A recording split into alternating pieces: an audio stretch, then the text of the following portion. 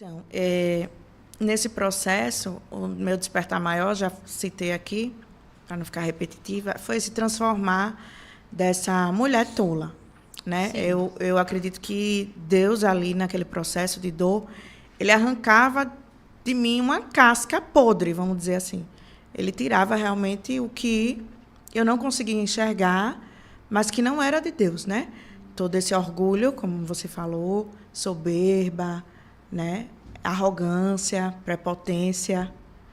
E isso era... eu carregava na minha personalidade. Eu achava que isso, acho que inconscientemente ou imaturamente, que era uma fortaleza. Te protegia. Sim, eu achava que era uma defesa. Eu era forte porque eu tinha aquele jeito, né? Sim. E Deus me mostrou, não, baixa a bola, né? Eita. Bota o narizinho para baixo, que eu vou começar agora a arrancar. Porque se Deus queria me transformar em uma mulher sábia hoje, claro que Ele nos muda todo dia, a todo instante, né? Tem algo a ser mudado e melhorado pela misericórdia dele. Mas, então, se eu quisesse me transformar em uma mulher sábia, eu precisava arrancar e me desprender, não só de pessoas, mas também do que eu carregava. Que eu acho que a minha identidade em Deus foi sido transformada através disso. Como eu disse, como filha, amiga, profissional, funcionária, né? Eu precisava arrancar tudo isso que não vinha de Deus na minha personalidade. Essa soberba, esse orgulho, essa prepotência. E eu acho que aí foi o despertar da minha identidade, me transformando, querendo, buscando, né, me transformar em uma mulher melhor. E para você tá vivendo tudo que você está vivendo hoje, né? Uhum. Uma nova relação, uma nova história. Eu entendo verdadeiramente, eu passei por isso também, assim, de você ser tratada, moldada para você viver o novo de Deus, para você se tornar uma mulher virtuosa, para você aprender que você às vezes vai dar mais do que vai receber, de você não se sentir inferior, de você não se sentir maior ou menor do que a pessoa que você está ao lado, né, Mari? Sim. Eu acho que tudo isso vai contribuindo ali para a nossa nova história. Para aonde Deus vai te levar, com quem Deus vai fazer com que você esteja, né? Uhum. Eu acredito que você passou por isso para chegar justamente no hoje, Sim. né? Hoje você é uma mulher aí que está prospectando coisas novas, né? Está em um novo relacionamento com uma pessoa maravilhosa, que eu tive o prazer de conhecer. Vou deixar um abraço aqui para o Netinho. Netinho, obrigada por ter liberado sua princesa para estar conosco aqui nesse dia tão especial. Eu declaro em nome de Jesus para a tua vida e para a vida da Mari um tempo novo, um tempo próspero, um tempo de felicidade. E que juntos vocês consigam aí, né, cada vez mais estar na presença de Deus, que é o mais importante, né, amiga? Que amém. Deus esteja à frente, que Deus seja o topo desse relacionamento e que vocês verdadeiramente vivam o propósito de vocês junto, a missão. Porque Deus, a partir do momento que a gente está junto com a pessoa, existe um propósito, existe uma missão, né? Nada é por acaso, né? Nada. Nada, como a gente costuma falar, nada é do nada. Nada né? é do e nada. O Netinho, inclusive, ficou intercedendo por mim quando eu vim. Glória a Deus. Ele, quando eu conheci, né? Que a gente começou a namorar, eu nunca ouvi falar em Netinho rezar e orar. E hoje, quando eu vim, ele disse... eu vou ficar aqui orando. Eu disse, ore por mim. Ele disse, não se preocupe, que Deus já foi à sua frente. Meu e Deus. Como a Larissa falou no testemunho da Juliana, você é um instrumento de Deus. Então, não vai ser sobre você, você vai falar sobre Jesus. E chega a ser engraçado, porque quando a gente pede, Deus faz, né? As pessoas ao nosso redor, do convívio maior dele, até estranha, né? Até estranha quem é o Netinho hoje. Mas não é sobre a Mariana que mudou ele, né? Sim. Eu acho que é o exemplo de fé, realmente. E é sobre a tua missão, verdadeiramente. Sim, de conhecer, de mostrar, né? E aí hoje o improvável ficou intercedendo pela minha vida. Glória a Deus. Glória a Deus. Ai, meu Deus, eu amo Jesus, minha gente. Como eu amo esse Deus, porque esse Deus, ele não faz nada por acaso. Tudo que ele faz é com propósito, é com missão. Ele não une pessoas, ele une propósitos. Se nós estamos aqui hoje, nessa sala reunida, é um propósito de Deus, é uma missão. Todo mundo que está aqui é um propósito, né? Deus não une pessoas, une propósitos. E assim tem sido, né, na tua vida um recomeço, um propósito lindo da parte de Deus, assim. E a gente vai entendendo, né, no caminhar tudo, porque nada foge do controle do Senhor das nossas vidas, né, Mari? Nada. Queria que... Tinha algumas perguntas aqui, mas elas foram respondidas no meio do caminho, né? A gente falou e foi respondendo por si só algumas perguntas. Eu queria que você falasse hoje também pra gente como essa dor foi um combustível para você viver o seu hoje. A dor, assim, em si, né? Focasse um pouco, assim, nessa parte da dor, porque... a gente vem falando no decorrer da conversa sobre que toda dor tem um propósito, não é verdade? Mas, assim, ela nos impulsiona, né, Mari? A dor. Sim, eu acho que a gente já falou sobre isso um pouquinho, né? Mas aí, como ela torna um combustível? Ela torna um combustível porque a gente busca melhorar.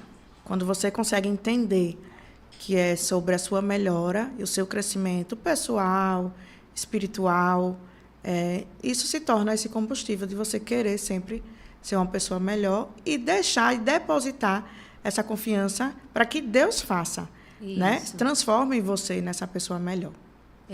E assim, a gente vem falando muito sobre isso, sobre o perdão também, né? Chega a fase do perdão. Tem hora que a gente olha assim, a gente vai caminhando, a gente acha que já perdoou, a gente acha que já superou, a gente acha que já passou, mas tem algumas horas que o Senhor vai chegar ali na nossa vida e dizer assim, ei, você não perdoou não ainda, viu? É necessário você perdoar. Aconteceu, Mari, isso com você, assim, de você achar que já estava tudo zerado, mas que você viu que precisava perdoar verdadeiramente, que não tinha esquecido, que aquilo ali lhe magoava ainda, não deixava você ir para o próximo nível? Sim, com certeza. E isso, a falta de perdão, realmente, como você diz, é a principal trava para não passar de nível. Se você não se perdoa e não perdoa o outro, você não consegue evoluir, passar para virar a página, né, como você fala. Você não consegue dar o próximo passo, porque você se prende. E eu acredito que a mágoa, a falta de perdão, às vezes o outro nem sabe que você não perdoou e nem vai lhe pedir perdão. Nunca vai chegar. Nunca vai chegar esse pedido. Eu aprendi isso também, que eu até por um momento esperava, mas vai chegar o momento, né? De dar aquele troco e desse arrependimento. E depois Deus me fez entender que, às vezes, o outro talvez nem reconheça, ou se reconhecer, vai ser no íntimo, no oculto dele, e nem precisa chegar até você, é com você e Deus. E eu entendi que precisava realmente, para dar o próximo passo, liberar esse perdão. Mas acredito que isso foi de uma forma, Larissa, que foi construída, de acordo com o que a ferida foi curada, né? Como eu disse, que era muito sobre nós, né? Sobre esse processo fala muito sobre a transformação pessoal. Na minha experiência foi assim. Então, de acordo com que aquilo foi cicatrizando, eu entendendo o trabalhar de Deus, os propósitos dele, os meus erros, o que eu tinha para mudar diante daquela situação para o meu próximo nível. Depois disso, o perdão veio por tabela, vamos dizer assim, né? Então, foi uma coisa natural e hoje que a gente consegue testemunhar, o testemunho é justamente isso. Conseguir falar sem dor e sem nenhum ressentimento daquilo que você já passou, né? Isso é, propriamente dito, o perdão. Isso, o perdão realmente é isso. O perdão, eu costumo dizer que é como se a gente olhasse assim para uma feridinha, um machucado, que ele vai estar ali na nossa pele, ficou a cicatriz, mas a gente aperta e já não sente mais nada. Sim. É como um machucado, como você fala. Se um machucado para cicatrizar dói, né? Quando a gente coloca remédio, dói. Quando molha, dói. Quando, às vezes, depois de um tempo que não está cicatrizado, vem algo do nada e bate naquele machucado, dói. Você imagina isso na alma, né? É a cicatriz da alma, o machucado da alma. Dói, para curar, dói.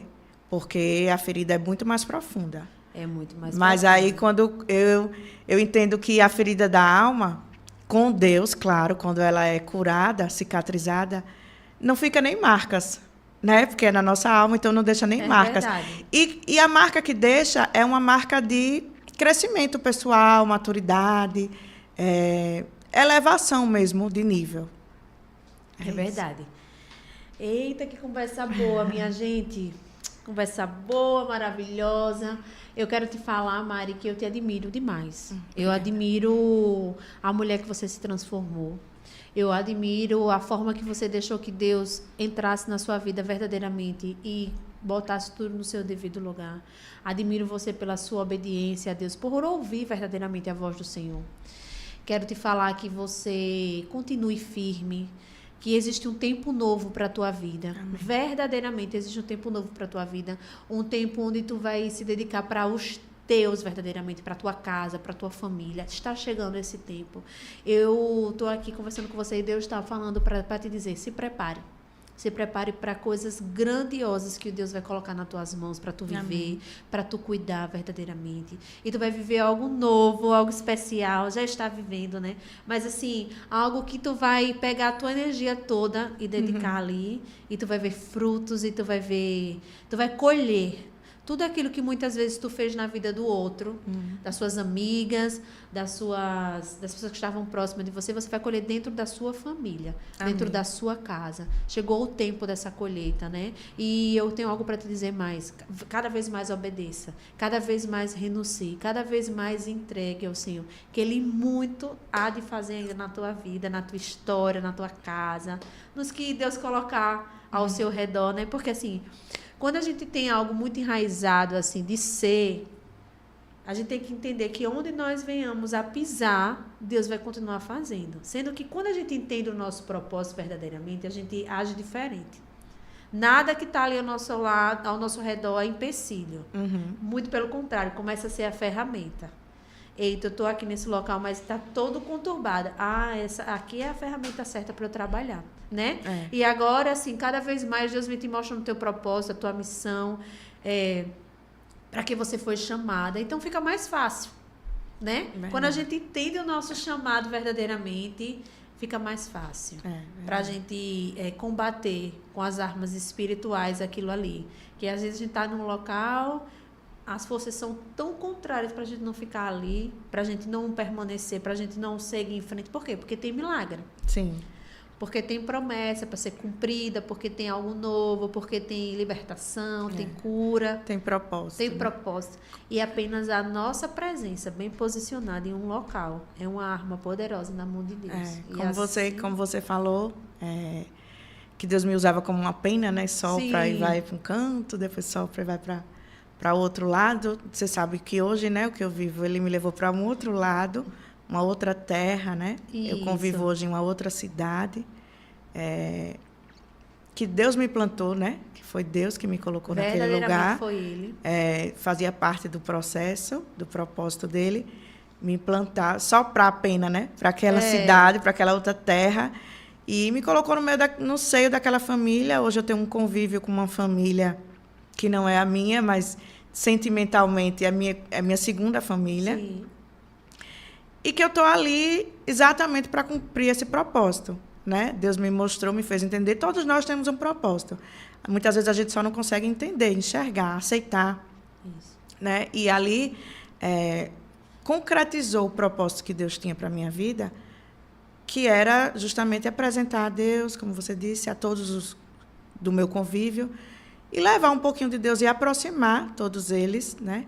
Amém. Da presença do Senhor. E eu é improvável, porque Deus, pela sua misericórdia e graça, Ele usa qualquer um. É verdade. Né? Então, Ele me plantou ali naquele meio, onde, do meu jeitinho, de forma leve, sem imposição e sem falar em religião, mas sim na confiança do Senhor, mostrar para aquela família, para todos eles, que existe um Deus que governa a nossa vida, né? Aleluia. Deus sabia que eles também precisavam dessa confiança. Sim.